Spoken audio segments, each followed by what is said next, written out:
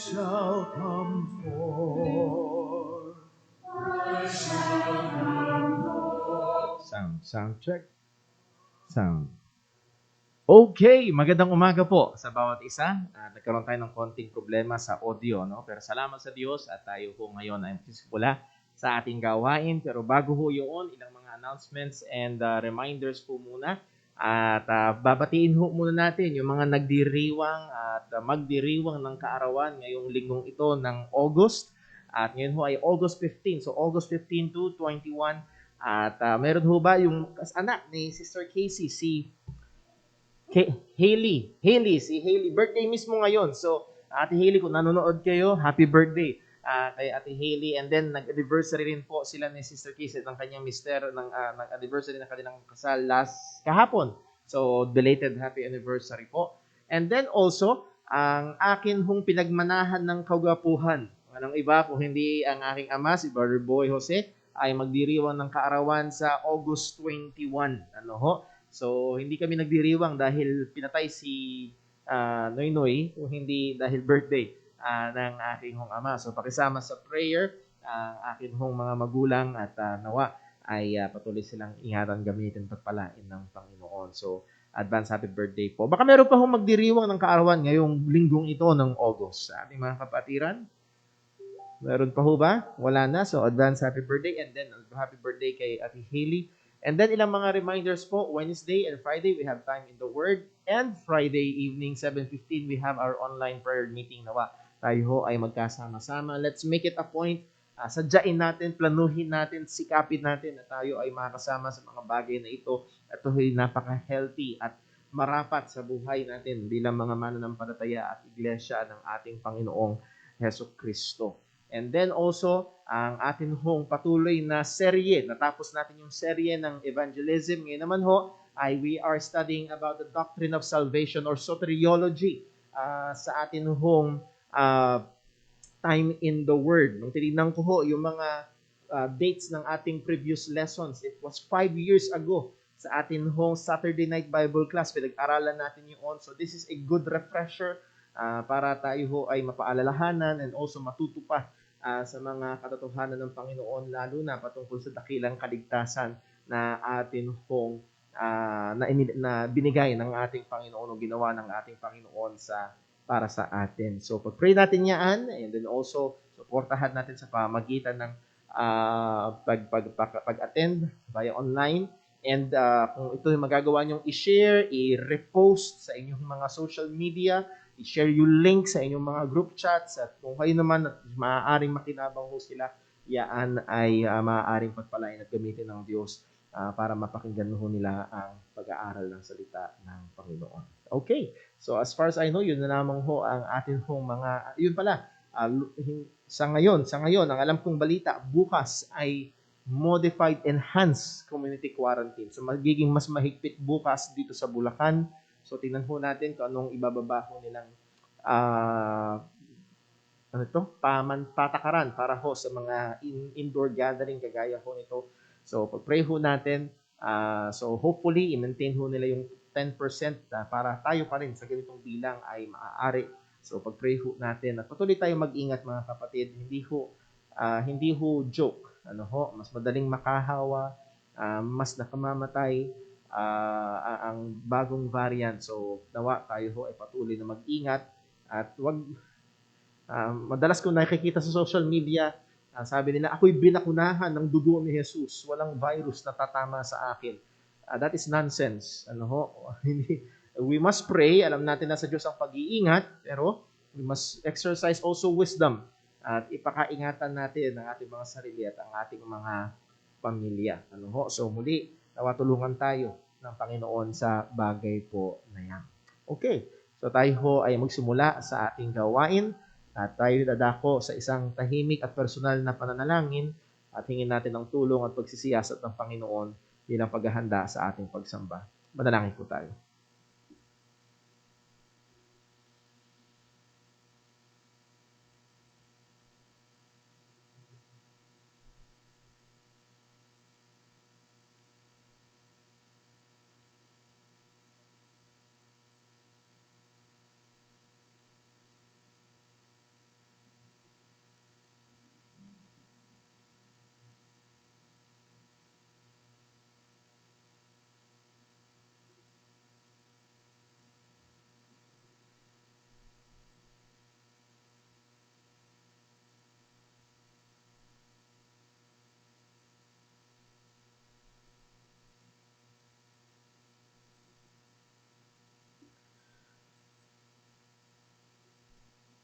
Let us pray. Panginoon naming Diyos, aming Ama, muli, aming kinikilala ang katotohanan na Ikaw ay dakila, makapangyarihan, at kami naman ay mahina at mababa. Labis, O Diyos, desperado ang pangangailangan namin sa biyaya mo. Dahil tunay, anuman ang aming gagawin kung hiwalay sa iyo, walang kabuluhan. Anuman ang aming gagawin kung walang pananampalataya at walang pagmamahal, walang kabuluhan. Kaya po, O Diyos, tulungan mo kami ngayon. Ihanda mo ang aming mga puso't isipan.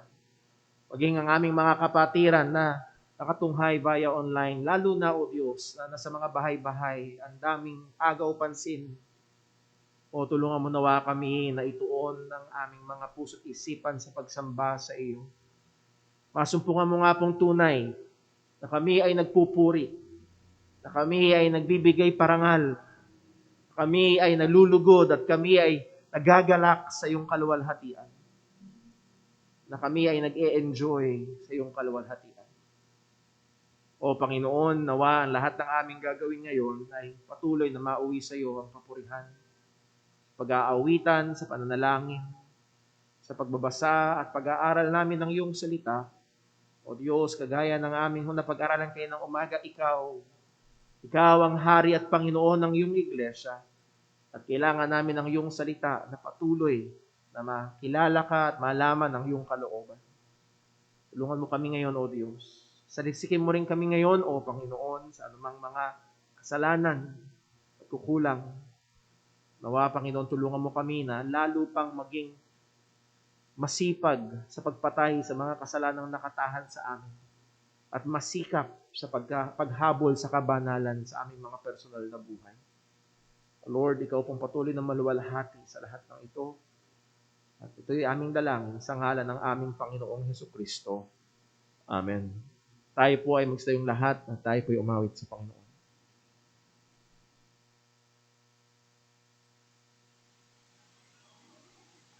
Tayo po'y mawit. Awitin po natin, To God be the glory.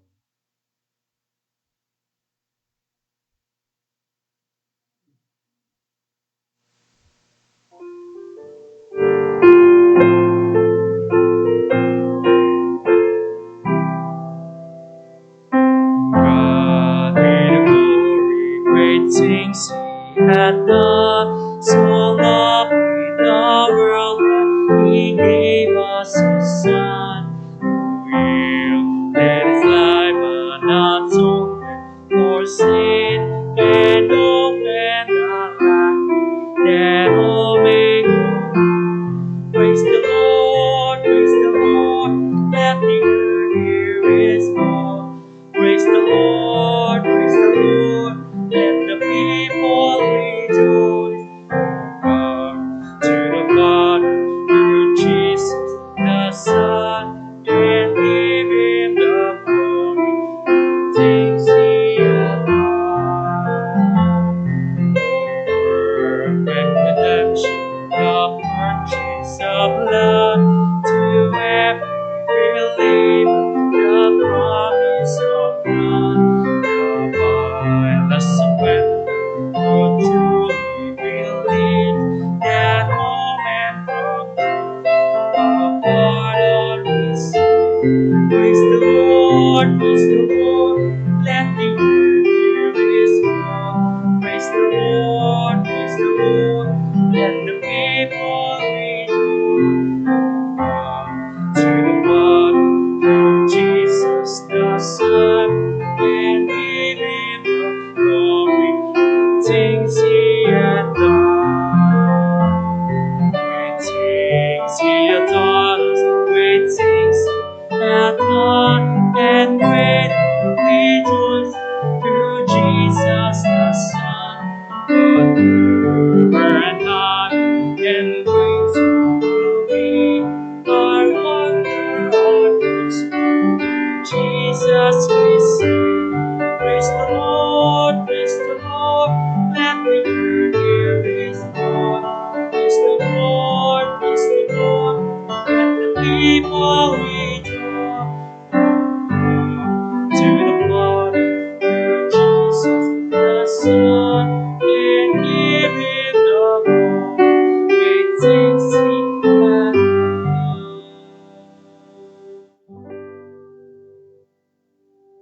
manatili po tayo nakatayo.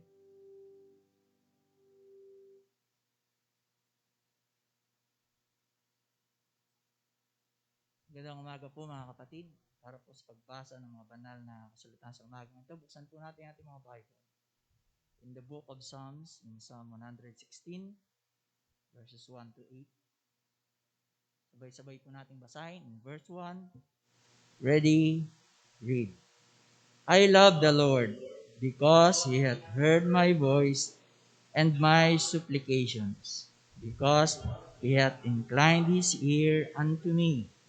Therefore will I call upon Him as long as I live. The sorrows of death compassed me, and the pains of hell got hold up on me. I found trouble and sorrow. Then called I upon the name of the Lord. O Lord, I beseech thee, deliver my soul. Gracious is the Lord, and righteous. Yea, our God is merciful. The Lord preserveth the simple. I was brought low, and He helped me. Return unto thy rest, O my soul, for the Lord hath dealt bountifully with thee. For thou hast delivered my soul from death, mine eyes from tears, and my feet from falling. Amen. Pagpalain ng Panginoon ang pagkabasa ng kanyang mga salita. Tayo po'y sumandaling manalangin. Maraming Diyos, Panginoon namin sa langit, kami, Panginoon, ay nagpupuri at nagpapasalamat. Salamat, O Panginoon, sa kapayapaan ng umagang ito. Salamat, O Diyos, sa pagkakataon na kami muling nagtitipon-tipon upang pag-aralan ng iyong mga salita. Upang, Panginoon, ikaw ay muling namin sampahin sa Espiritu at katotohanan. Salamat, O Panginoon, sa pangangaral ng iyong mga salita kaninang umaga. Salamat, O Diyos, sa katotohanan na sinugo mo ang iyong bugtong na anak, ang aming Panginoong Jesucristo. Salamat sa kanyang pagkamatay, pagkalibing, at maraming salamat, O Diyos, sa katotohanan na siya ay muling nabuhay, Panginoon, upang ang iyong mga anak, Panginoon, ay magkaroon ng tunay at tiyak na kaligtasan. Panginoon, tanggapin mo ang aming mga panalangin. Tanggapin mo, O Diyos, ang aming mga pag-aawitan. Tanggapin mo, O Panginoon, ang aming pagsamba. Higit sa lahat, O Diyos, tanggapin mo ang aming mga sarili bilang haing buhay, banal at kaaya-aya sa iyong harapan. Hindi sa sarili naming katwiran, O Panginoon, kundi sa katwiran ng iyong bugtong na anak na ibinihi sa amin. Salamat, O Panginoon, sapagkat kami mga basahan lamang sa iyong harapan. Kami makasalanan lamang, Panginoon. Wala kaming karapatan, Panginoon, upang ikaw ay aming sambahin. Ngunit ikaw, O Diyos, na lumalang ng langit at lupa, ikaw na banal na Diyos, Panginoon, ay pumili sa amin. Inihiwalay mo kami sa libutan, Panginoon. Inilakip mo kami, O Diyos, sa katawan ng iyong bugtong na anak, aming Panginoon Jesucristo. Panginoon, kami lumalakad sa kadiliman ng sanlibutan ito. Bigyan mo ng liwanag ang aming mga buhay. Ano man ang aming mga suliranin, ano man ang bumabagabag sa aming mga isipan, O Diyos, huwag itong magpabagal sa aming pananampalataya sa iyo, O Diyos. Kung papaano ikaw ay aming sinasamba, kung papaano ikaw ay aming pinasasalamatan, pinapupurihan, O Panginoon, sa panahon ng kasaganaan. Higit sa lahat, Panginoon, sa panahon ng kadiliman. Sa panahon ng suliranin, O Diyos, ay mas makilala ka namin. Ama, ilagay mo ang pananabik, ang pagmamahal sa aming mga puso, sa pagbabalik ng iyong bugtong na anak. Hindi, O Diyos, upang takasan namin ng mga suliranin ang mga problemang ito. Kundi, O Panginoon, ang kasabikan na kami ay makakapiling mo na, Panginoon. Na kami, Panginoon, ay sasamba at aawit sa iyong presensya. Lahat ng ito, Panginoon, aming pinagpapasalamat. Sa tanging pangalan po ng bugtong na anak, aming Panginoon sa Kristo. Amen.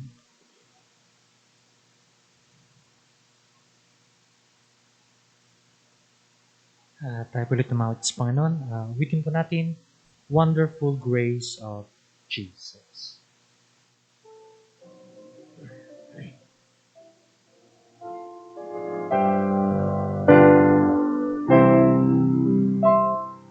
Wonderful grace of Jesus, greater than all my sin. Thou shalt my tanglers brightly, where shall it grace me be? Taking away my burden, setting my spirit free. What a wonderful grace of Jesus reaches me. Wonderful the matchless grace of Jesus, deeper than the mighty rolling sea. Higher than the mountains, farther than the mountain, all sufficient grace for me. Broader than the scope of my transgressions, greater far than all my sin and shame. Oh, magnify the precious name of Jesus, great is His name. Wonderful grace of Jesus, reaching to all the world. By it I have been pardoned, saved to the uttermost. Chains have been torn asunder, giving me liberty. What a wonderful grace of Jesus reaches me. Wonderful the matchless grace of Jesus, deeper than the mighty rolling sea. Higher than the mountains, farther like the mountain, all sufficient grace to even me. Broader than the scope of my transgression, greater far than all my sin and shame. Oh, magnify the precious name of Jesus, great is His name. Wonderful grace of Jesus, reaching the most deep by His transforming power, making us their child, purchasing peace and heaven for all eternity. And the wonderful grace of Jesus reaches me. Wonderful the matchless grace of Jesus, deeper than the mighty rolling sea. Higher than the mountains, farther like the mountain, all sufficient grace for me. Broader than the scope of my transgression, greater far than all my sin and shame. Oh, magnify the precious name of Jesus, praise His name. Matili po tayo nakatayo. Tayo dadako sa ating pagkakaloob at ating basahin ang mga talatang basihan ng ating pagbibigay sa Panginoon.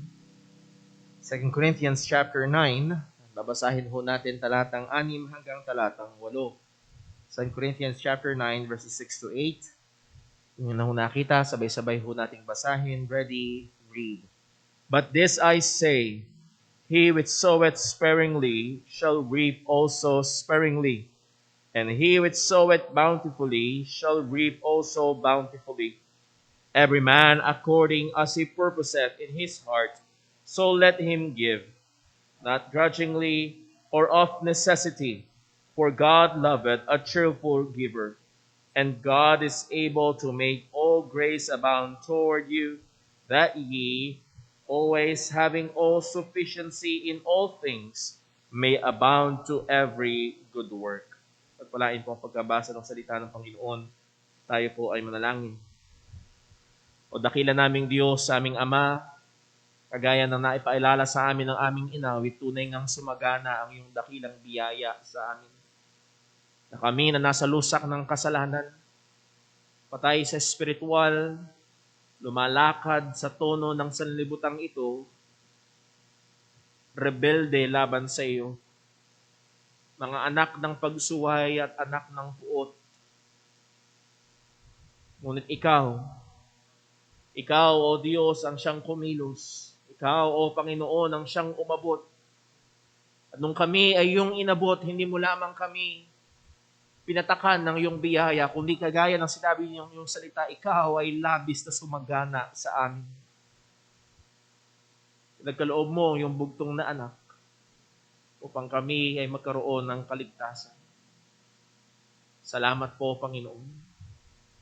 Lord, nawa ang katotohanan ito ay patuloy na magtulak sa amin sa mas mainit na kabanalan, sa mas masipag na paglilingkod.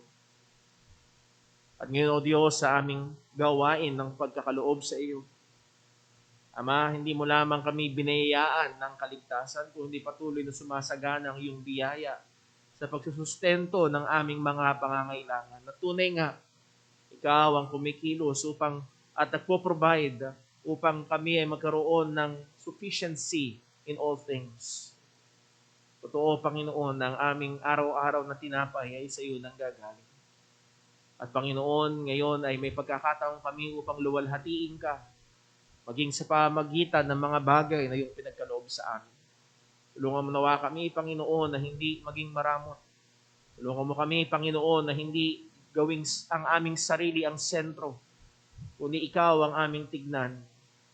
Nawa ngayong sadaling ito ay meron kaming kagalakan, pagmamahal sa aming gawain ng pagkakaloob sa iyo. Ama, paalala mo sa amin na pangunahin mong tinitignan ay ang aming puso sa gawain ng pagkakaloob. At nawa, ikaw kung patuloy na maluwalhati sa lahat ng ito, sa pagpapatuloy ng aming gawain ngayon, at dalangin namin ito sa ngalan ng aming Panginoong Jesucristo. Amen.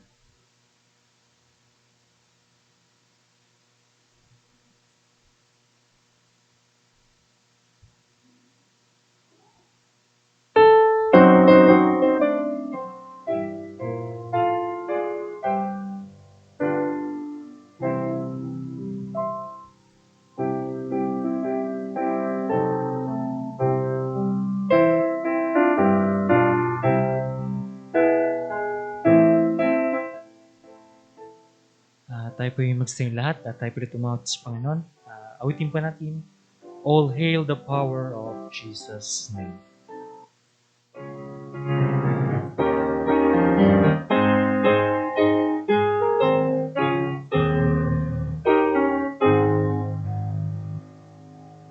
All hail the power of Jesus' name. Let angels prostrate fall. Let angels prostrate fall. Bring forth the robe, diadem, and crown. Crown him, crown him, crown him, and crown him Lord of all. Angels and sing of Israel's race. Ye ransom from the poor, ye ransom from the poor. Deliver safe by His grace and power.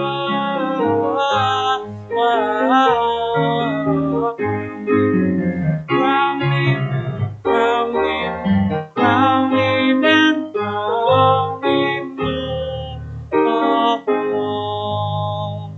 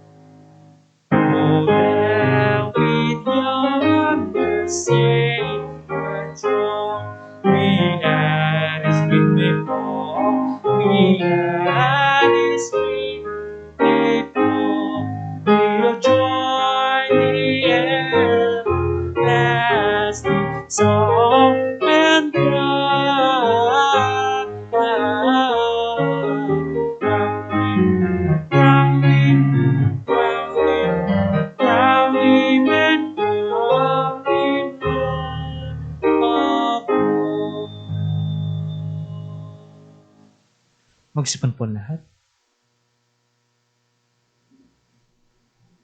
Amen. Purihin po ang pangalan ng Panginoon. Kahapon ho, ay nakikinig ako ng balita sa radyo at nabalita ang isang nurse na dinakip ng pulisya sa, I believe, sa lugar ng Pasig.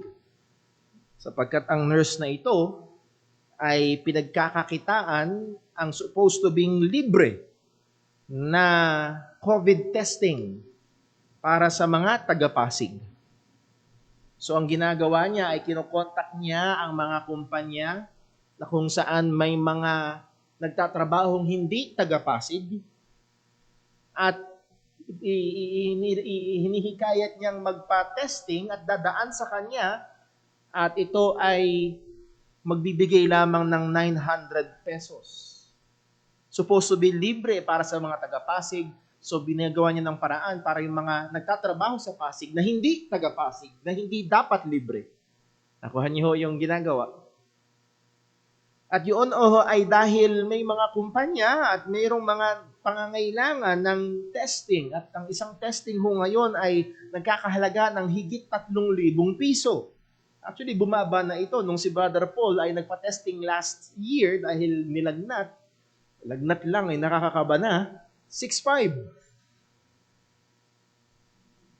At ito ay kinakagat ng mga tao sapagkat kailangan nilang ipresenta na sila ay negatibo para sila ay bigyan ng autorisasyon, maging apor at may otoridad, mayroon silang paraan para sila makaluwas at makapagtrabaho. Kahit sa kabila ng malaking halaga, ay ito ay ginagawa nila. So, ganun kahalaga ho ang testing. At kung inyo hong sigurong nasisimula ng ikabit ito doon sa ating serye na pinag-aaralan, na wala nang mas hahalaga pa sa pagsusubok, pagsusuri, o sa pagtetesting, hindi ng ating mga dugo, hindi kung positibo ba tayo sa COVID o hindi, kung hindi tunay ba tayong ligtas o hindi. Kung yung bang ating profesyon, and that is yung ating pagsasabi na tayo ay mga Kristiyano, ay genuine ba o peke. So tayo ho ay magbabalik sa serye na ito. And Lord willing, this will be the second to the last nating parte ng seryeng ito na discerning your true spiritual standing before God. For our study ngayong umaga, babalik tayo sa book of 1 John, which is sadyang sinulat ni John. Ang libro na ito at isa sa mga pangunahing pakay ay bigyang gabay at basihan ng mga Kristiyano. Paano nila matitiyak kung sila nga ba ay tunay na mananampalataya? 1 John chapter 3, tayo po'y magsitayong lahat at babasahin ho natin ang verses 1 to 10.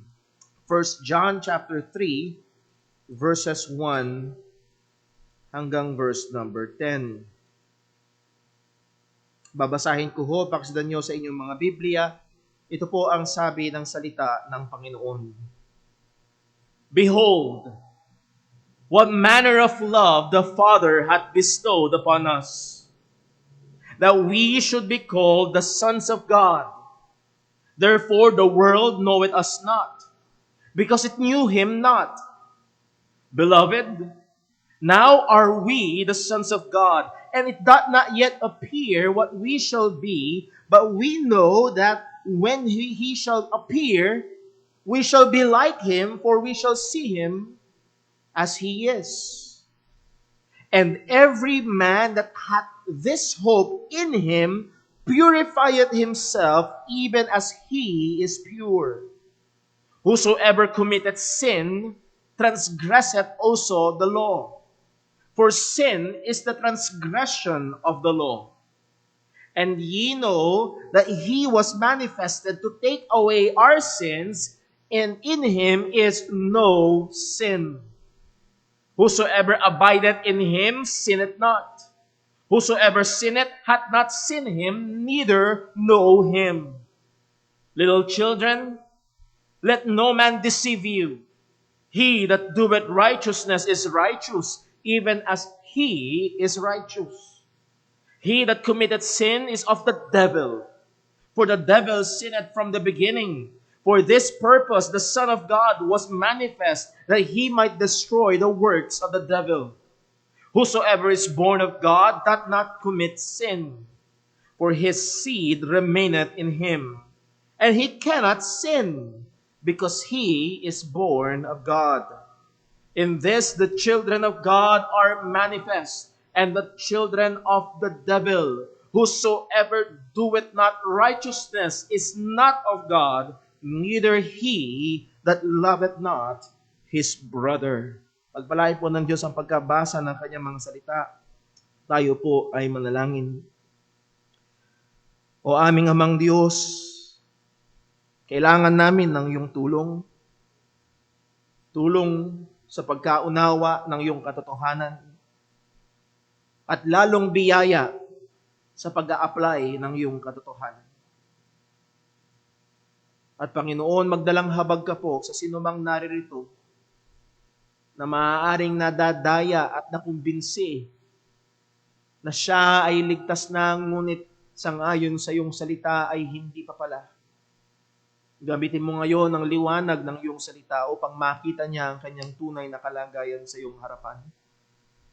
At Panginoon, sa amin na yung mga mananampalataya, sa mga tunay mong ipinanganak na muli, nawa ang mga salita mong aming mapag-aaralan ngayon ay lalong maging tawag sa amin sa mas seryoso na buhay Kristiyano. Ama, wala kaming ibang hangad kundi maluwalhati ka. Nawa ang katotohanan mo ang marinig at hindi ang boses ng tao, sapagkat ang katotohanan mo ang magpapalaya at ang katotohanan mo ang patuloy na magpapabanal sa amin. Lahat ng ito ay dalangin namin sa ngalan ng aming Panginoong Hesukristo. Amen. Maaaring na po magsiupo ang bawat isa. And I hope kahit papaano ay tumatatak na sa ating kaisipan ang pinakamensahe ng seryeng ito, ng bawat tao na nagpapakilalang anak ng Diyos ay kailangang suriin ang kanyang sarili sa pamamagitan ng salita ng Diyos.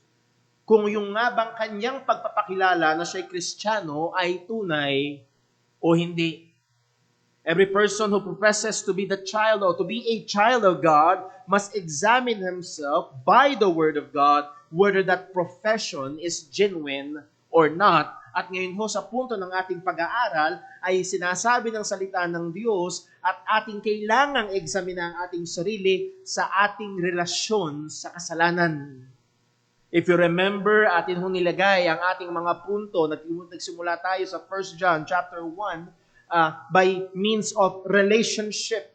Una, let's review some of this, mga napag-aralan at nakaraan. Malalaman mo kung ikaw ay totoong Kristiyano o hindi. Una, based upon your relationship with Jesus Christ through the gospel. Ikaw ba ay tunay na sumasampalataya sa ebanghelyo ng ating Panginoong Hesukristo? Again, let this be a reminder at nawa ay huwag magtaingang kawali ang mga nakakapakinig. Hindi sapat na alam mo lang ang ebanghelyo. Hindi sapat na nag-a-agree ka lang sa ebanghelyo. Dapat tunay kang sumasampalataya, nandoon ang personal mong pagtitiwala sa ebanghelyo ng ating Panginoong Hesukristo.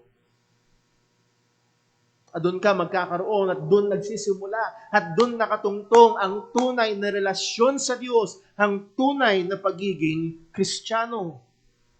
And then pangalawa, ang iyong relasyon sa kabanalan. Ang sabi ni Juan sa 1 John chapter 1 verse 7, "But if we walk in the light as He is in the light, we have fellowship one with another." And then that one with another is the believer and God. If we walk in the light as God is in the light, we have a true relationship with God. Yun yung sinasabi ni Juan.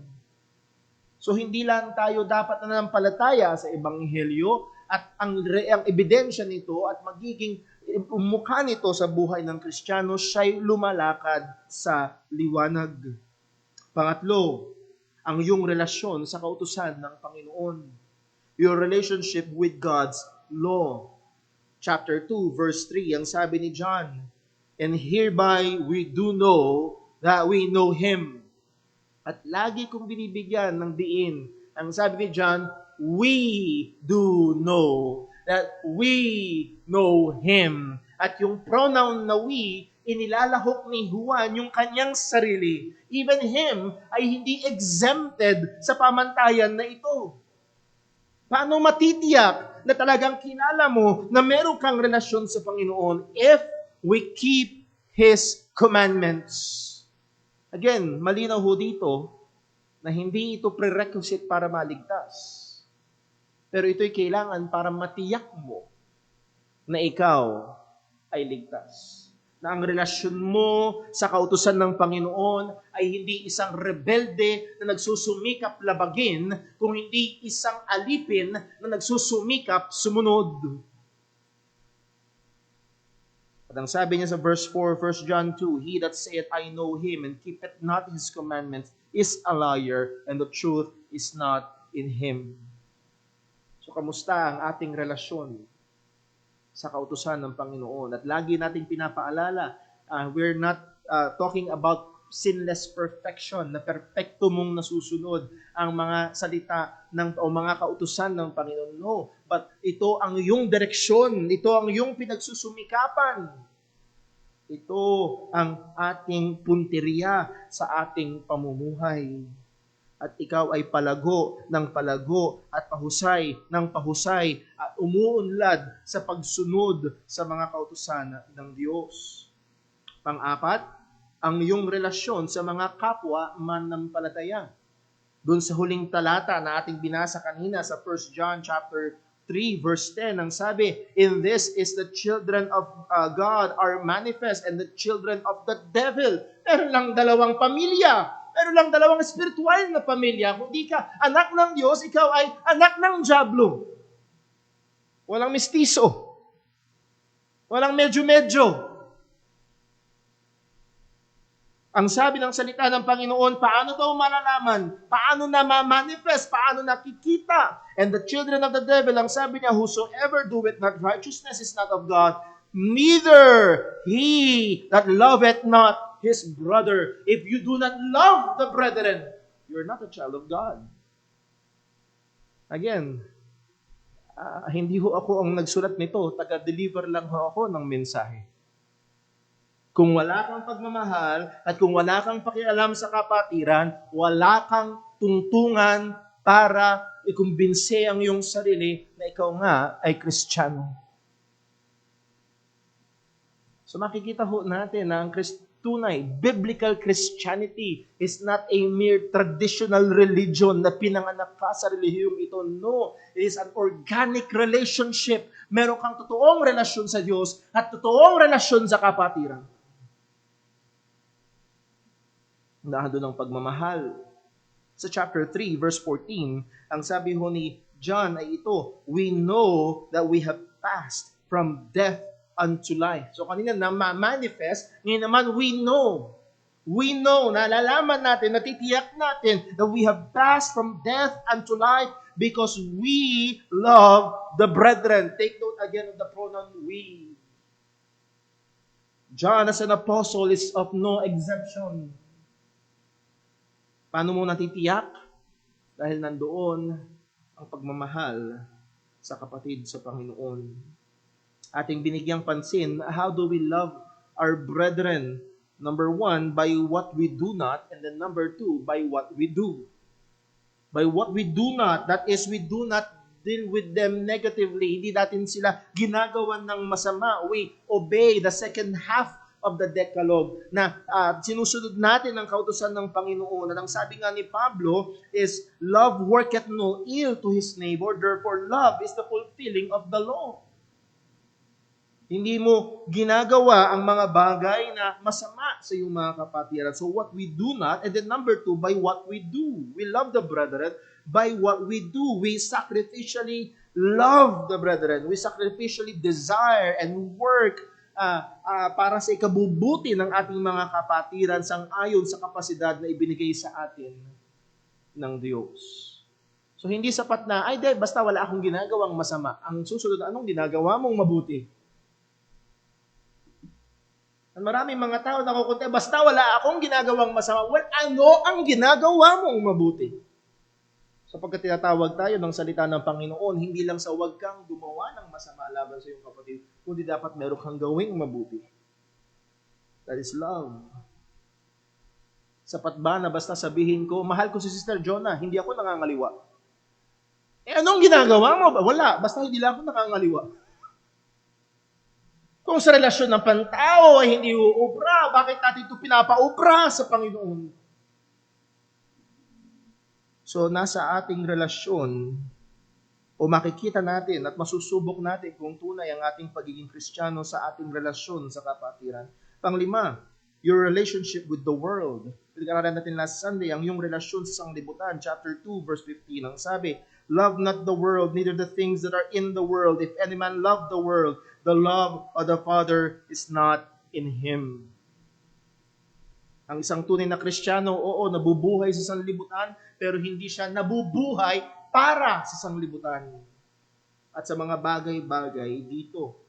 At bakit? Sinabi ni Juan, ang rason, bakit sa mga susunod na talata, ang reason bakit hindi maaari ng isang tunay na Kristiyano ay mabuhay para sa sanlibutan ito, sapagkat ang sistema ng sanlibutan ito ay ayaw sa Panginoon at ang mga bagay-bagay sa sanlibutan ito ay kontra sa Panginoon. The lust of the flesh, the lust of the eyes, and the pride of life is totally contrary to God.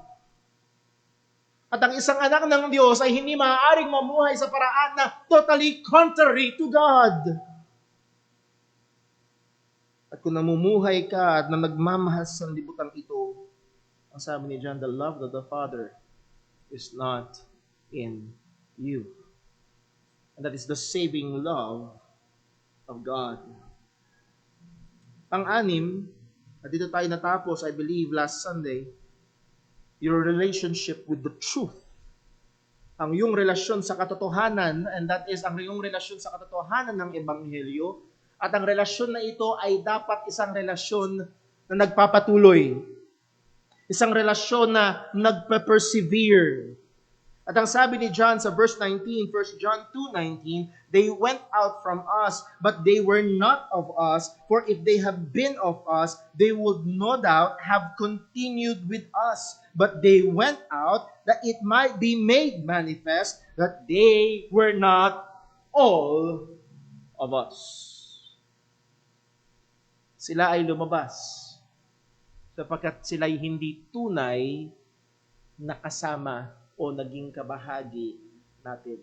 Translation, iniwan nila ang pananampalataya kay Kristo dahil hindi talaga sila tunay na naging Kristiyano. Kasi sabi ni John, kung totoo silang naging Kristiyano, no doubt, magpapatuloy sila sa pananampalatayang Kristiyano. Ilang beses nyo na narinig at lagi ko pa rin sinasabi, walang dating Kristiyano. That is not biblical. Dati akong Kristiyano, Brother Paul. Well, ang ibig sabihin ay hindi talaga kayo naging Kristiyano. Dahil ang tunay na tupa ni Kristo ay walang makakaagaw. Iniingatan tayo at yun ang dahilan kaya nagpapatuloy. Hindi dahil matindi ang kapit natin kay Lord, kundi matindi ang kapangyarihan ng Diyos na nag-iingat sa atin. Anong ibig sabihin ni John? Gusto ko lang liwanagan at madalas ho kasi itong verse na ito ay naaabuso ng ilang mga manggagawa o ilang mga pastor na gagamitin nila ang verse na ito at papatungkulan sa kanilang lokal na iglesia. Lalo na pag nagkaroon ng problema sa miyembro at yung miyembro ay umalis, oh, they went out from us! Anong tinutukoy na went out? Verse 22, 1 John 2:22. Ang sabi ni John ay ito, who is a liar, but he that denieth that Jesus is the Christ, he is Antichrist. At yun yung tinutukoy na day. At yun yung tinutukoy na paglabas. Hindi lang paglabas sa lokal na iglesia, kung hindi, they have denied that Jesus is the Christ. They have rejected the gospel. Iniwan nila ang pananampalataya. At yun ay pagpapakita na sila ay hindi totoong Kristiyano. Now, anong punto? The flip side is true. Ang totoong Kristiyano, ang sabi ni John, will no doubt continue with us, that is in the gospel. He will persevere. Baksan lang natin muli ang isang talata at napamilyar sa atin pero maganda na makita natin ang katotohanan ito sa 1 Corinthians chapter 15. 1 Corinthians chapter 15 and verse number 2. Sumunod sa verse 1. 1 Corinthians 15:1. Moreover, brethren, I declare unto you the gospel which I preached unto you, which also ye have received, and wherein ye stand. Verse 2, by which also ye are saved. So they were saved by believing the gospel. At ang sabi niya, if ye keep in memory, and again, hindi yung pagkakabisa, o kundi if you remain steadfast, if you remain holding on to, if you are persevering, nagpapatuloy ka doon sa ipinangaral na ebanghelyo, if ye keep that which I preached unto you, unless ye have believed in vain. So merong mga tao, maaaring may profession. I received. I believed. I opened my heart. Pero iniwan nila ang ebanghelyo. Ang sabi ni Pablo, that is because they believed in vain. Hindi totoo ang kanilang pananampalataya. So ang totoong Kristiyano ay magpapatuloy sa pananampalataya dahil ang kanyang pananampalataya ay iniingatan ng Panginoon. At ngayong umagang ito, usually we cover two aspects or 2 points. Pero ngayong umagang ito, doon sa ating mga talatang binasa ay magiging mahaba at isang punto lang ho ang ating bibigyang pansin, which is the 7th point. Pang-pitong relasyon na magiging basihan ng ating, kung tayo nga ba ay may tunay na relasyon sa Panginoon, ay walang iba kundi ang ating relasyon sa kasalanan. At babalik tayo sa 1 John chapter 3, verses 1 to 10. At bago ho natin tignan ang mga salita ng Diyos na ito, nais ko lang hong bigyang paalala o bigyang babala ang bawat isa na meron hong mga dalawang napakadelikadong hindi biblikal na kaisipan na may relasyon sa Kristiyano at kasalanan, or may hindi biblikal na kaisipan pagdating sa relasyon ng isang totoong Kristiyano at ng kasalanan. Ano ho yun? Number 1, again, ito yung delikado at hindi biblical. Number 1, ang totoong Kristiyano ay malayang magkasala. That is unbiblical. Na merong mga tao nag-iisip, ako'y saved na, and once saved, saved forever, at tinanggap ko na ang Panginoon sa puso ko, ang sabi ako'y meron ng buhay na walang hanggan, malaya na akong gumawa ng kasalanan.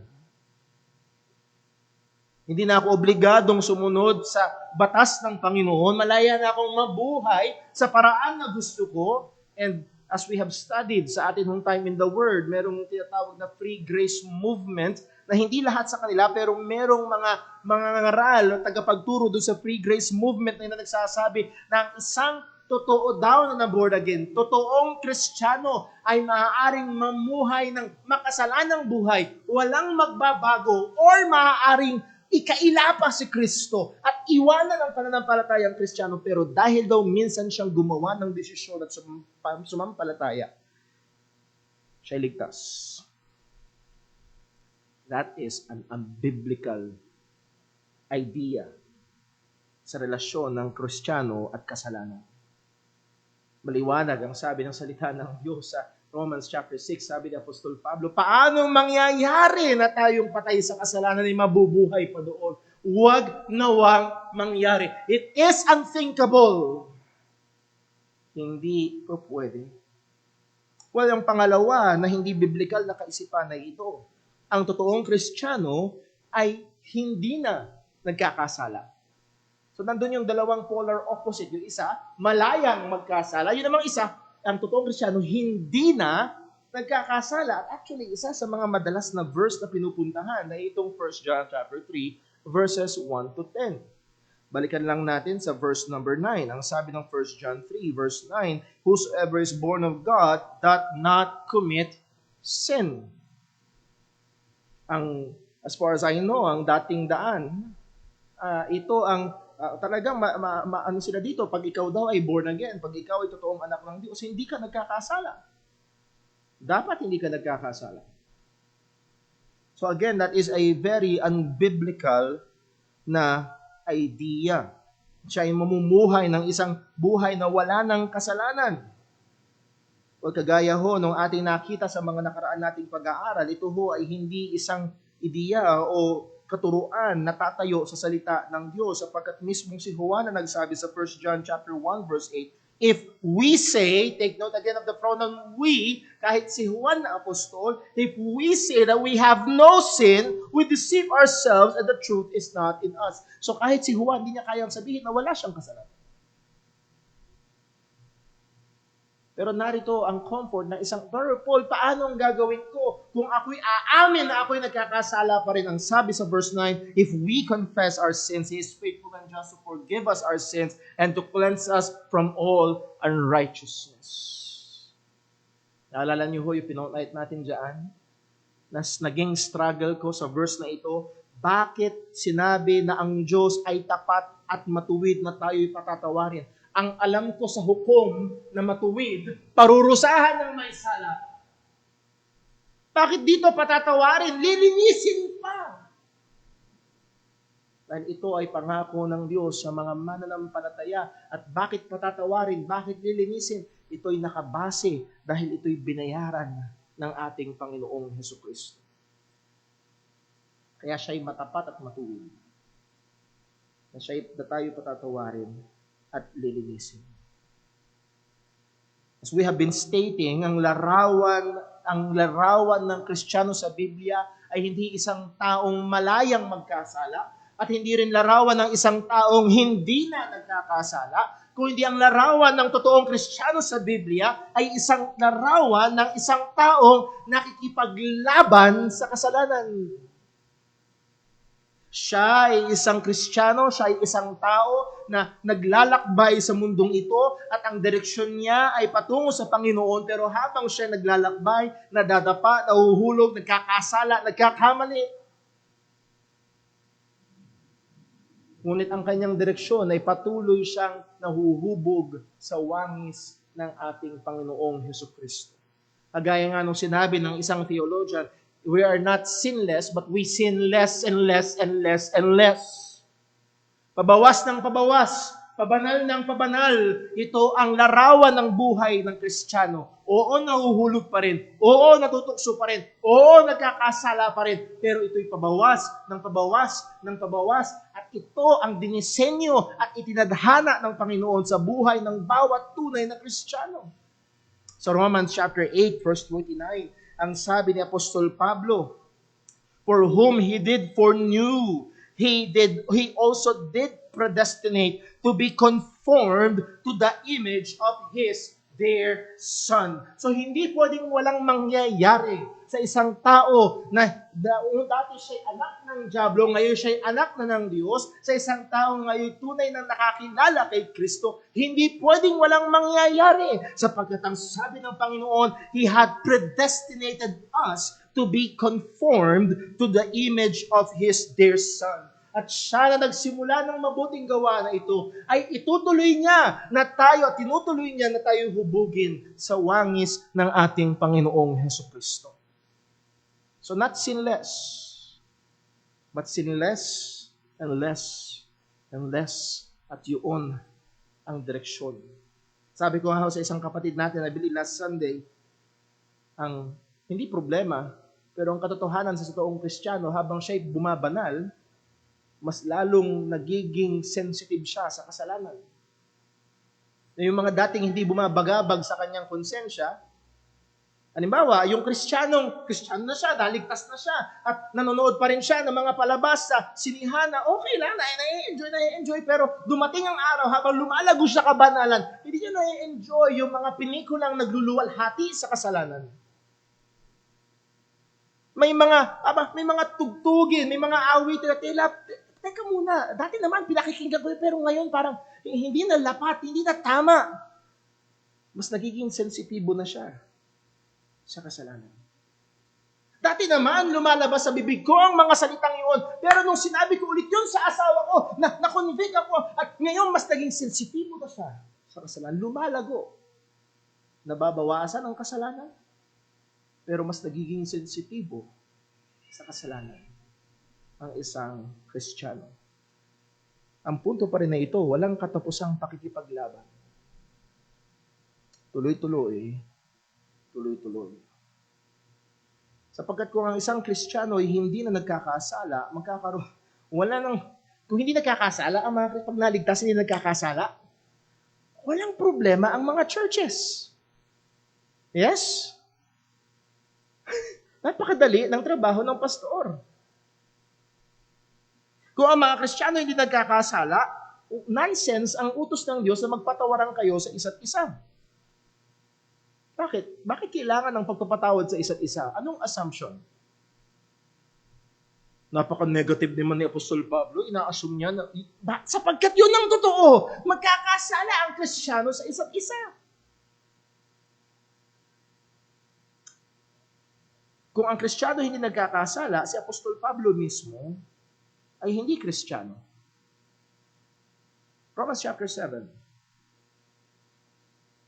So we're just laying the groundwork para sa mas maayos sa pagkaunawa sa 1 John chapter 3, 1-10. Ang sabi ni Apostol Pablo sa Romans chapter 7, verse 18. And by the way, kung ang Kristiyano hindi na nagkakasala, napakanipis ng Bible natin.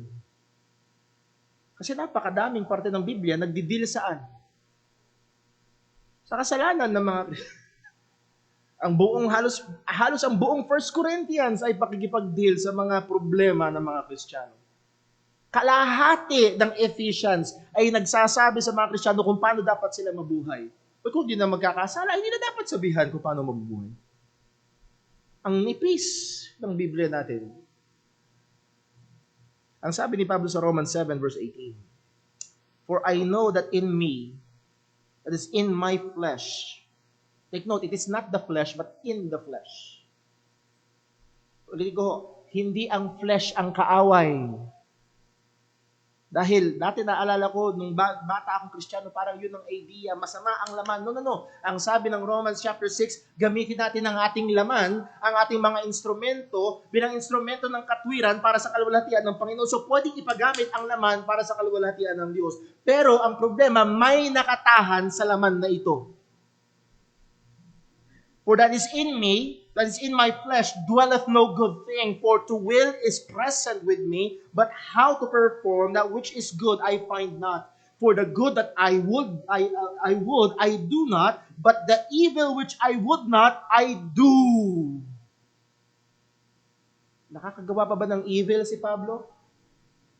Yes. Now, merong mga theologian, nagsasabi sila na, well, yan si Pablo nung time na hindi pa siya ligtas.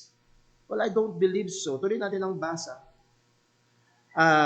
For the sake of time, tanong tayo sa verse number 21. For I find then a law that when I would do good, evil is present with me. Verse 22. For I delight in the law of God after the inward man. Isa ho ito sa mga verses, that's why I'm convinced na si Pablo dito ay nagsasalita hindi bilang hindi ligtas, kundi bilang isang totoong Kristiyano. At dahil ang totoong Kristiyano, there is that delight.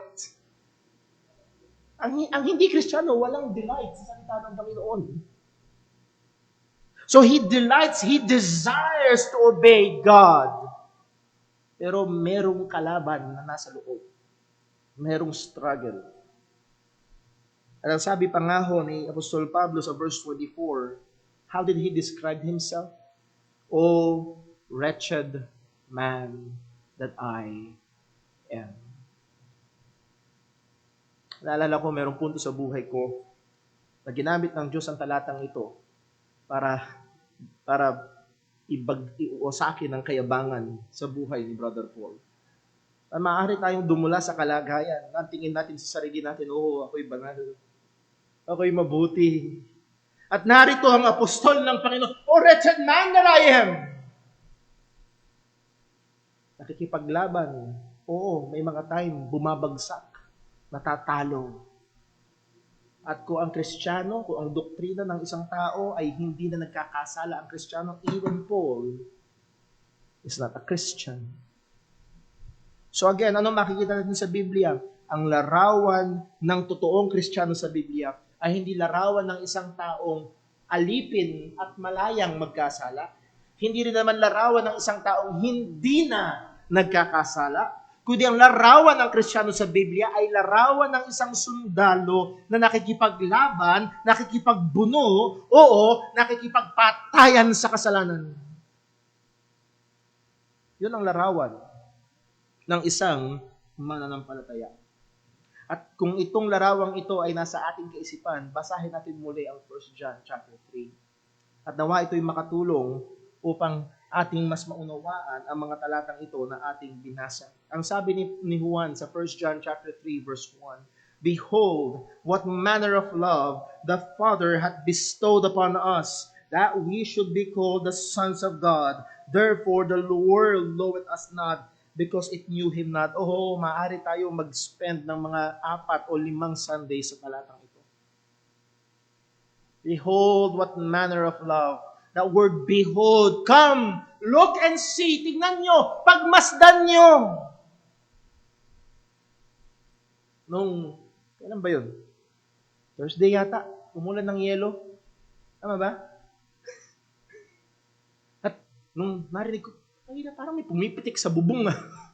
Hindi tubig parang solido yung tumatama. Labas ako. Tingnan, dito mo to.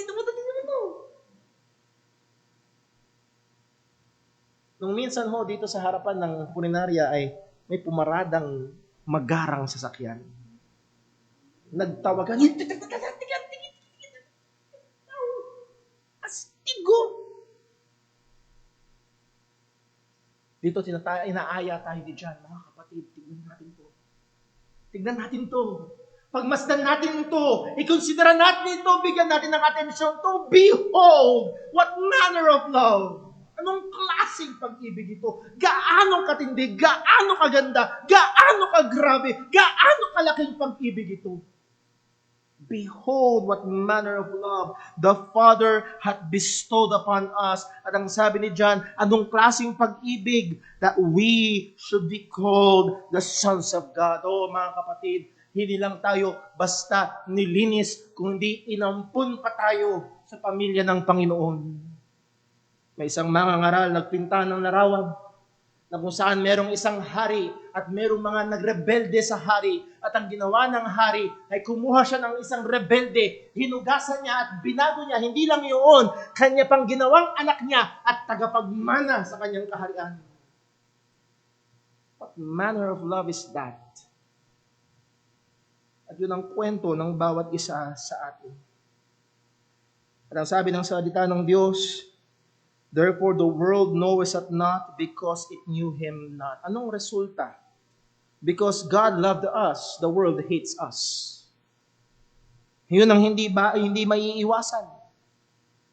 Ang mundo na ayaw sa Panginoon ay aayawan ng mga minahal at niligtas ng Panginoon. Now, tuloy natin sa verse 2. Beloved, now are we the sons of God. Kung ikaw ay Kristiyano, kung ikaw ay mananampalataya ni Kristo, right now,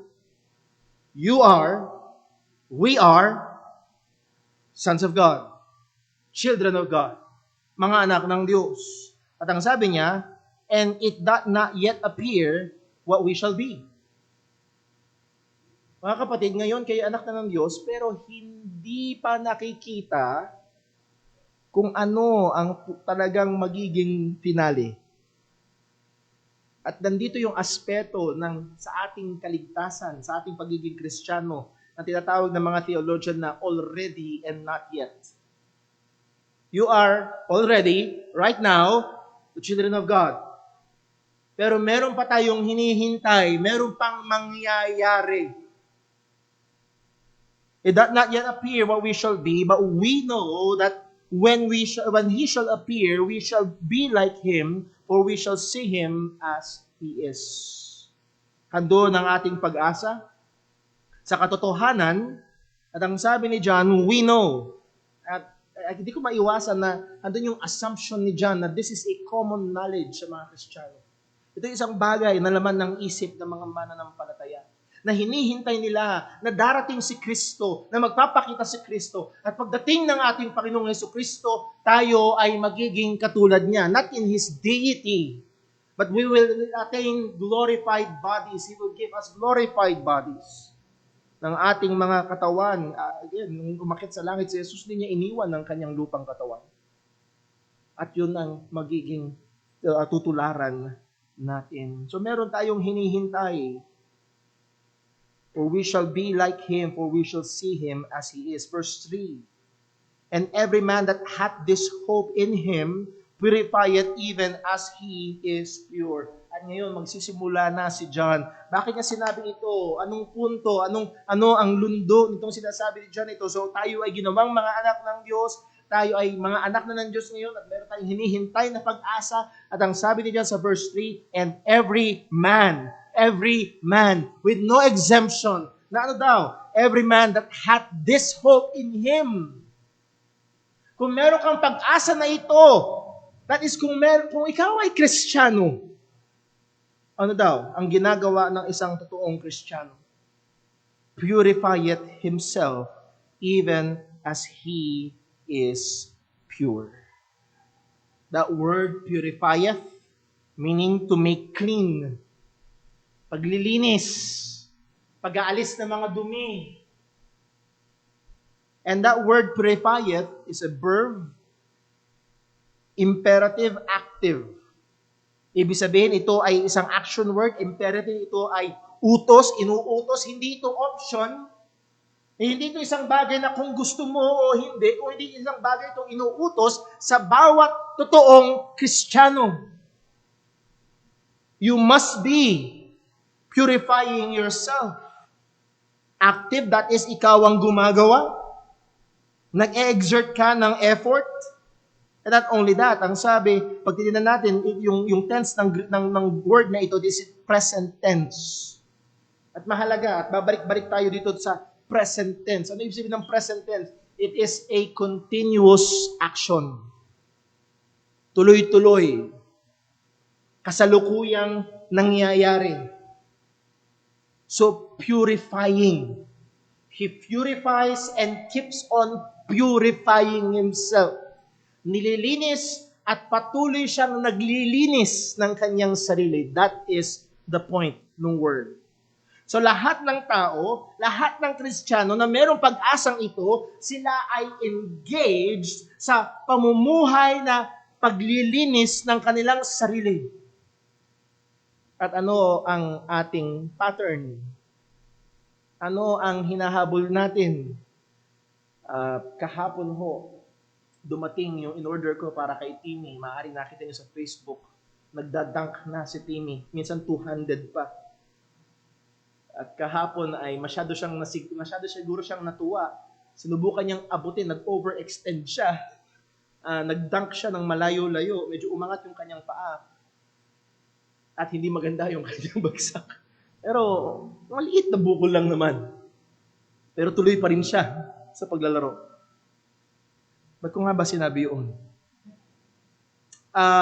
Ayun, yung word na pattern. Nung ina-assemble ko, paano ba to? Kinuha ko yung kahon, tingnan ko, masdan ko, ganun pala. At ang sabi ni Apostol Juan ay ito, we purify and keep on purifying ourselves even as He, our Lord Jesus Christ, is pure. Ang ating pattern, ang ating hinahabol, ang hubog na nais nating mangyari sa ating buhay ay kagaya at mahalin tulad sa ating Panginoong Hesukristo. So again, makikita nito yung sinasabi natin, that is the direction. You're not yet there. Pero ikaw ay naglalakbay at nag-exert ng effort. Again, you purify and keep on purifying towards Christ-likeness. Yun yung direksyon ng buhay ng isang totoong Kristiyano. Ang kailangan kong bilisan. Verse 4. Whosoever committed sin transgresseth also the law, for sin is the transgression of the law. Well, in contrast sa verse 3, sino mang mananampalataya ni Jesus ay naglilinis ng kanyang buhay. Ang sabi naman dito ni Juan, sino man na nagko-commit ng kasalanan, he transgresseth the law. Nilalabag niya ang kautusan. And again, that word committeth is in the present active. That is, action na ginagawa at tuloy-tuloy na ginagawa. So ang punto, ang tamang pagka-translate dito is, sino mang nagpapatuloy sa kasalanan ay nagtatransgress, patuloy din lamang lumalabag sa kautusan, sapagkat ang kasalanan ay paglabag sa kautusan. Now, sabihin ko lang mabilis, sa panahon natin ngayon, ano mang tamang salita, halos parang dinidisinfect ng mga tao ang kasalanan. Ay, hindi kasalanan niya, that's a mistake. Hindi kasalanan yan, that's a poor decision. Hindi kasalanan yan ay siya'y biktima. Biktima. Well, sin is the transgression of the law.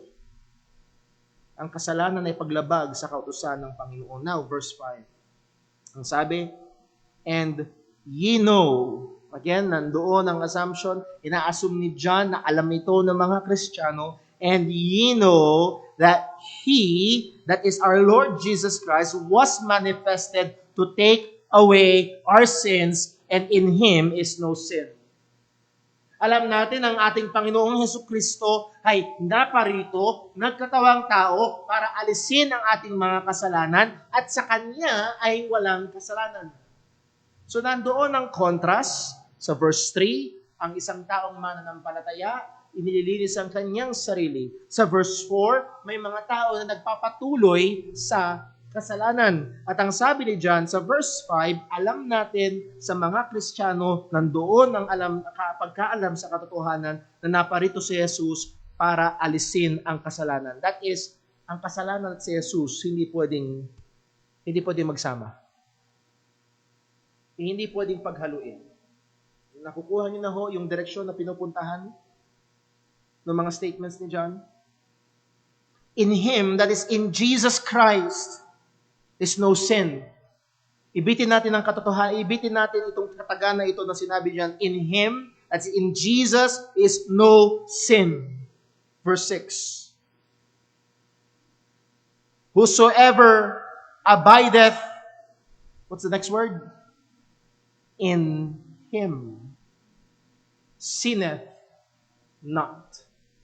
Sino man na nagpapatuloy, sino man na may tunay na relasyon kay Kristo, again, that word sinneth, hamartano, galing sa Greek word na hamarsia, meaning to miss the mark. And again, it is in the present tense, that is, nagtutuloy-tuloy sa kasalanan. At ang sabi ni Juan, sino mang na kay Kristo ay hindi nagtutuloy-tuloy sa kasalanan. Hindi namumuhay sa kasalanan. Sapagkat ang sabi ni John sa verse 6, whosoever sinneth, at yung word na not ay nawala. Sino man ang nagtutuloy-tuloy sa kasalanan, sino man ang namumuhay sa pagsalangsang sa mga kautusan ng Panginoon, whosoever sinneth hath not seen Him, neither know Him. Ang isang tao na nagpapatuloy sa kasalanan, ang isang taong namumuhay sa kasalanan sa Panginoon ay hindi nakita siya at hindi kilala siya, meaning walang relasyon kay Kristo. Dahil again, in Him is no sin. So if you abide in Him, you will not continue sinning. Because in Him is no sin. Ang may tunay na relasyon kay Kristo ay may pinutol na at may kakaiba ng relasyon sa kasalanan. Dati baliwala sa'yo, basta makaka-advantage ka, gagawin mo kahit masama pa. Dati ang inaalala mo lang, baka mahuli ka ng pulis o mahuli ka ni misis. Pero mahal mo ang kasalanan. Gusto mo ang kasalanan. O narito ang salita ng Panginoon ang sabi, ang isang taong na kay Kristo ay hindi nagpapatuloy sa kasalanan. Again, hindi sinabing hindi nagkakasala, kung hindi nagpapatuloy sa kasalanan. Ano pa ang sabi? Verse number 7. Little children, let no man deceive you. Here is a warning. O mga maliliit, mga mumunti kong anak, huwag niyong hayaan na may mandaya sa inyo. Kagaya nung sinabi ho natin kanina, merong mga tao na mandaraya. Nakukumbinsihin ka at sasabihin sa'yo, okay lang, nabubuhay ka sa kasalanan, basta one point in your life, tinanggap mo si Jesus. One point in your life, sumunod ka sa isang panalangin. One point in your life, gumawa ka ng desisyon, okay na yon. Kahit na namumuhay ka sa kasalanan, save ka pa rin. Because remember, once saved, always. Yes, I believe once saved, always. The question is, na-save ba talaga? Ang sabi ng salita ng Panginoon, huwag kang padaya. Yung nagpapatuloy sa kasalanan, hindi totoong kilala si Jesus. Kasi kung totoo nilang kilala si Jesus, dahil sa Kanya ay walang kasalanan, hindi uubra na sila ay magpatuloy sa buhay ng pagkakasala laban sa Panginoon. Tuloy natin sa verse 7. He that doeth righteousness is righteous, even as He is righteous. Siya na gumagawa ng matuwid. So nagbigay ng statement na katotohanan dito si Juan. He that doeth righteousness is righteous. Sino ang righteous? Yung gumagawa. Again, take note of the verb doeth. It is the present tense, that is, nagpapatuloy sa paggawa ng matuwid. Yun ang matuwid. Ang isang totoong matuwid na tao, and that is isang totoong binigyang katuwiran na sa pamamagitan ng pananampalataya sa ating Panginoong Kristo ay hindi lang basta nagke-claim at hindi lang basta nagsasabing siya'y mananampalataya o siya'y matuwid, kung hindi ito ay nakikita sa kanyang buhay. At ang sabi ni Juan, even as He is righteous. Kung paano siya, si Jesus, ay matuwid, ang isang pinapaging matuwid ni Kristo ay nagsusumikap sa buhay ng katwiran, hindi nagpapatuloy sa buhay ng kasalanan. Again, dahil dito tayo tinadhana ng Panginoon, kung totoo tayong ligtas, we are predestined to be conformed to the image of His dear Son. Nakita niyo sino laging nilalagay na pattern ni Juan? In Him is no sin. For, ang sabi niya, even as He, Jesus, is righteous. So consistent ang tinuturo ng salita ng Diyos na ang isang tunay na mananampalataya, ang isang tunay na taong na kay Kristo ay binabanal ng Panginoon. Verse 8. He that committed sin is of the devil. Marami ang ayaw ng ganitong salita. Now, dito ho papasok talaga yung halaga na pag-aralan yung salita. That word committed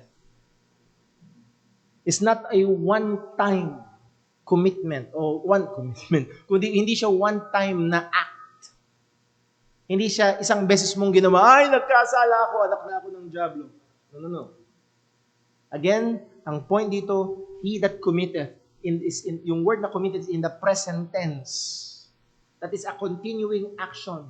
Siya na nagpapatuloy sa kasalanan, malayo siya sa wangis ni Kristo. Kasi kay Kristo walang kasalanan. Kasi kay Kristo ay katwiran. Sino ang kahawig? Kaninong larawan ang pinapakita ng isang tao na mumuhay sa kasalanan? He that committeth sin is of the devil, for the devil sinned from the beginning. For this purpose the Son of God was manifest, that he might destroy the works of the devil. Ang sinasabi niya na ito, kung ang isang tao maaaring nagpapakilalang Kristiyano, pero ang buhay niya ay pagpapatuloy sa kasalanan, siya ang pinapakita niyang kamukha niya ay hindi si Kristo, kung hindi ang dyablo. At yun ang totoo niyang kalagayan. Siya ay sa dyablo, hindi kay Kristo. Bakit? Kasi si Kristo ay totally opposed. Ang sabi ng salita ng Panginoon, for this purpose, the Son of God was manifested that He might destroy the works of the devil. Kaya naparito si Kristo para wasakin, para gapiin ang gawa ng kaawayan, that is sin. Paano mangyayari ng isang Kristiyano ay nabubuhay doon? Hindi pwede. Hindi uubra. Verse number 9. Whosoever is born of God, do not commit sin. For his seed remaineth in him, and he cannot sin, because he is born of God. Now, kagaya na sinabi ko sa inyo, may mga ngaral na ginagamit ang talatang ito. Oh, kita mo na, pag born of God, hindi nagkakasala. Nagkakasala ka ba? Opo. Ay, hindi ka. Nagkakasala po ba kayo? At kahit si Pablo, nagkakasala, as we have seen. So kung i-interpret ang verse na ito na ang tao ay hindi na nagkakasala, ang Kristiyan hindi nagkakasala, as we have said, manipis ang ating Biblia, si Pablo ay hindi Kristiyano, wala actually Kristiyano. Wala Kristiyano ay nagkakasala pa rin. So paano natin tamang mauunawaan ang verse 9?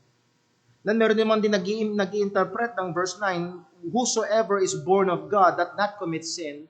At merong verse sa Biblia na that which is born of the flesh is flesh, that is born of the Spirit is spirit. So God is spirit, whosoever is born of God, who is spirit. So ang born of God is spirit. So yung spirito ng tao, yun yung born of God, yun ang hindi nagkakasala. So yung laman nagkakasala, yung spirit hindi nagkakasala.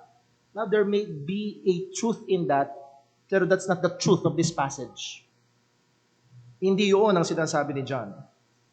Bakit? Number 1, pag ininterpret natin ang verse na ito na hindi na nagkakasala ang Kristiyano or yung spirito lang ang hindi nagkakasala, yung laman na nagkakasala, number 1, you will divorce this verse from its context. Nakita natin mula pa sa verse number 3, umaarangkada na si John. Believe yung nagpapatuloy sa kasalanan. At mawawalan ng saysay yung argumento na ito kung biglang i-interpret ang verse 9. So, we cannot interpret verse 9 divorced from the preceding and following verses.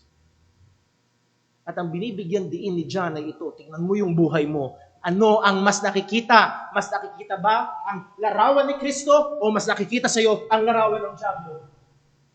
Hindi mo kailangan na may sungay at may buntot at may malaking tinidor. Pero kung ikaw ay patuloy na nabubuhay sa paglabag sa kalooban ng Panginoon, ikaw ay sa ama mong diablo.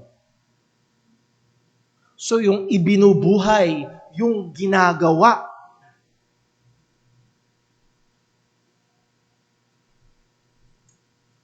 it will disrupt the flow ng argumento ni Apostol Juan. It will be divorced from the context of the passage. At kapag ito ininterpreta sa ganung kaparaanan, that is, yung spirito lang ang hindi nagkakasala, yung laman yun yung nagkakasala, it will be useless sa aim ni John. Ano ba yung aim ni John? Bigyan ang mga Kristiyano ng basihan para subukin ng kanilang sarili kung Kristiyano nga ba sila o hindi. And then, at isang malinaw ay yung word na commit. Yes, hindi to committeth, Pero pag dininin nyo sa Greek, it is still in the present tense. Ibig sabihin, a continuous action. So this is the proper translation. Whosoever is born of God doth not continue in sin. Hindi siya nagpapatuloy sa paggawa. Doth not continue in committing sin. Hindi siya nagpapatuloy sa paggawa ng kasalanan. Oh, Brother Paul, binago mo ang salita ng Diyos. No. Pinag-aralan natin ang salita ng Panginoon. For example, sa ESV, ang translation na ito, no one born of God makes practice of sinning. That's the proper translation. Consider yung present tense ng word na commit. Hindi niya pinapractice, hindi yun yung buhay niya. Now, napakadelikado sa Tagalog. Basahin ko sa Tagalog, sa 1 John chapter 3, verse 9. Ang sabi sa translation sa Tagalog, which is missed it horribly, at walang pag-asa ang sinumang Kristiyano kapag hindi pinag-aralan ng tama. Ang sabi sa verse 9 sa Tagalog, ang sinumang ipinanganak ng Diyos ay hindi nagkakasala, sapagkat ang kanyang binhi ay nananahan sa kanya at siya'y hindi maaaring magkasala, sapagkat siya'y ipinanganak ng Diyos. Now, kung Kristiyano ka at nabasa mo ito at hindi pinag-aralan ng maayos, lagot na. Araw-araw, wala kang katiyakan ng kaligtasan. At mamamatay ka, nandoon ang takot at pangamba sapagkat araw-araw ka nagkakasala laban sa Panginoon. At sang-ayon doon, kung ikaw ay nagkakasala, hindi ka anak ng Diyos. Again, that is a mistranslation. Horrible. Hindi magbibigay. And again, hihiwalay sa context ng sinasabi ni John. Again, notice mula verse 3, laging present tense, present tense, present tense. Ang binibigyan din ni John ay hindi yung one time na pag-commit ng kasalanan, kundi yung buhay, yung direksyon. Hindi ka nagpapatuloy sa kasalanan. Bakit daw ang isang tunay na pinanganak ng Panginoon ay hindi nagpapatuloy sa kasalanan? Why? Because His seed remaineth in Him. Now, nagkakaisa ang mga commentators na hindi sila magkaisa. Sapagkat hindi niliwanag ni John kung ano yung seed. Hindi niya pinaliwanag. Merong mga commentators na nagsasabi yung seed na ito is the seed of the Word of God. Maaari. Because the Word of God is sanctifying. Sanctify them by thy truth. Thy word is truth. So ang salita ng Diyos kapag nasa isang tao, hindi siya pwedeng magpatuloy sa kasalanan sapagkat babanalin siya nito. Or yung iba naman, ang interpretation that seed is the Holy Spirit. Yung naka-indwelt, nakatahan sa Kristiyano. At ang banal na Espiritu nakatahan sa Kristiyano ay gumagawa sa buhay ng isang tao upang siya ay hubugin sa wakas si Kristo. So hindi siya pwedeng magpatuloy sa kasalanan. Meron din naman ang interpretation, this seed is the new life. Dahil ang seed ay simbolo ng buhay at nandun na yung bagong buhay, that eternal life na binigay ng Panginoon. At itong taong may totoong eternal life ay ibabanalin ng ating Panginoon. So again, the point is this. Ano man yung interpretation dun sa seed, ang sabi ng Panginoon, because yung seed na yun ay nasa Kristiyano, hindi po pwedeng magpatuloy siya sa kasalanan. Hindi uubra. He cannot keep on sinning. He cannot, again, doon sa verse 9, sa King James, sabi, he cannot sin. Pero ang tama is, cannot keep on sinning. Hindi siya magtutuloy-tuloy sa kasalanan because he is born of God. So muli, yung pinanganak ng Diyos, ay hubugin ng Diyos sa wangis ni Kristo. Yung anak ng dyablo, patuloy na magiging kawangis ng dyablo. Anong wangis ang nakikita sa buhay mo? Verse 10, dito tayo matatapos. In this, the children of God are manifest. Dito nakikita, dito nadidisplay, dito nahahalata. In this, the children of God are manifest, and the children of the devil, as we have said, meron lamang dalawa, whosoever doeth not righteousness is not of God, neither he that loveth not his brother. And by the way, kung ang interpretation again sa verse 9 ay yung spirito lang hindi nagkakasala, paano kaya kung interpret yung verse 10? Whosoever that doeth not righteousness. Maaari nakikita mo ang laman ko nagkakasala, pero yung spirit ko, righteousness ang ginagawa. Again, mawawalan ng bearing yung argument na ginagawa o yung pinipresent na katotohanan ni John. So ang sabi ni John ay ito, dito malalaman ang anak ng Diyos at ang anak ng Diablo, sino mang, again, that word doeth is in the present tense, sino mang namumuhay sa katuwiran ay o sino mang hindi namumuhay sa katwiran ay hindi anak ng Diyos. So yung kabaliktaran ng totoo, yung namumuhay sa katwiran ay anak ng Diyos. Now, again, lagi kong paalala, huwag niyong kakalimutan yung mga naunang punto. Ano yung number 1? Yung relasyon mo kay Kristo sa pamamagitan ng Ebanghelyo. Hindi ibig sabihin nito na basta pag tumingin kasi, mabait siya. At nakikita ko tuloy-tuloy siyang nagiging mabait. Kristiyano yan. No. Magsisimula ka muna sa gospel. At kung siya'y tunay na mananampalataya ng Ebanghelyo, ang kanyang buhay ay mag-iiba ng direksyon. Siya ay patuloy na sa pagkahubog sa wangis ni Kristo. At dito makikita ang anak ng Diyos at anak ng Diablo. So let us pause here at tapusin natin dito. And let me ask the question. Kapag titignan mo ang buhay mo, anong larawan ang nakikita? I'm not asking kung perfect ba, kundi anong larawan. Again, we are a work in progress. Tuloy-tuloy. Unti-unti, hinuhubog tayo sa wangis ni Kristo. Pero let me ask, anong larawan na nakikita mo? Saan patungo? Kung ikaw ay tunay na anak ng Diyos, ang magiging pattern ng buhay mo ay si Kristo. At kay Kristo ay walang kasalanan. Therefore, ang totoong pinanganak ng Diyos ay hindi magpapatuloy sa kasalanan. Yun ang relasyon ng isang totoong Kristiyano sa kasalanan. Siya'y palayo sa kasalanan at palapit sa kabanalan, sa wangis ng bugtong na anak ng ating Panginoong Diyos. Nawa, tulungan tayo ng Panginoon. Hindi natin pinag-aralan to para hatulan natin yung iba, kundi para siyasatin natin yung ating sarili. At nawa, wag ho sanang mangyari na mahulog sa pagdi-despair. Again, hindi perfection, but direction. At doon magiging mahalaga yung tenses na sinasabi natin, he doeth not. That is, siya'y tuloy-tuloy. At ang pinapakita ni John, ito yung direksyon ng buhay ng isang tunay na Kristiyano. Sikapin natin, siyasatin natin ang ating mga sarili. Kung tayo nga ay tunay na nasa pananampalataya. At ang isang totoong Kristiyano ay hindi nagpapatuloy sa kasalanan, kundi patuloy niyang nililinis, nagsusumikap para sa kabanalan. Let's pray.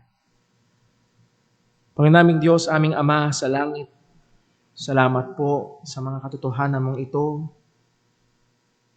Lord, kung merong isang bagay na maliwanag dito, kami ay lalo pang dapat magsumikap. Ang iyong mga mananampalataya, ang iyong mga anak, O Diyos, ay patuloy na naglilinis, patuloy na nagsusumikap, nagpupursige, nandoon ang araw-araw na effort. Yes, nandoon ang araw-araw na labanan. Yes, nandoon ang araw-araw na mga hamon, pero nandoon din ang araw-araw na effort para habulin ang kabanalan. Tulungan mo kami, O Panginoon. At salamat po, O Diyos, sapagkat alam namin na hindi ito nakaasa sa aming sariling kapangyarihan o kalakasan o karunungan. Salamat po sapagkat nakatahan sa amin at nandito sa amin ang iyong binhi. Ang iyong salita, ang banal na Espiritu, na tunay mo kaming binigyan ng buhay na walang hanggan.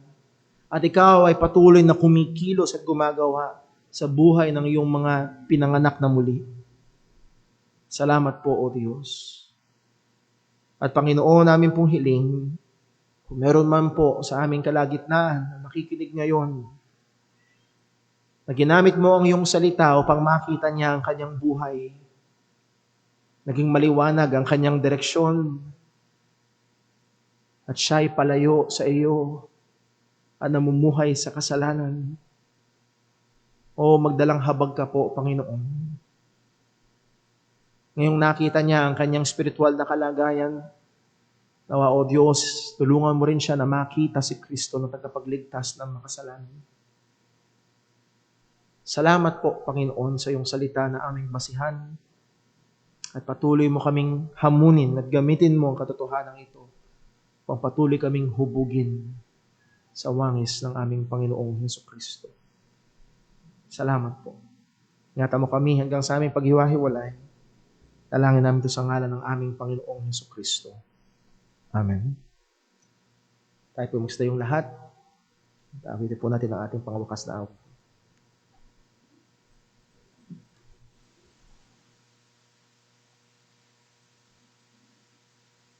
Tayo po yung mawit.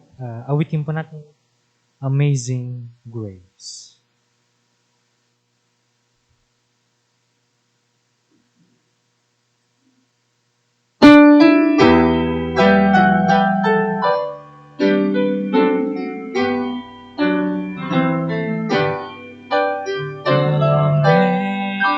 Amazing grace, how sweet the sound that saved a wretch like me. I once was alone, but now was blind, but now I see. When we remain 10,000 years, bright shining as the sun, we no less to sing us and we burns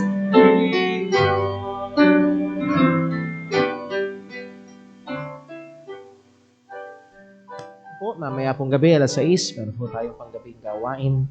Tuloy po tayong ingatan nawa ng Panginoon habang tayo nabubuhay. Tuloy tayong magsumikap sa paghabol sa kabanalan.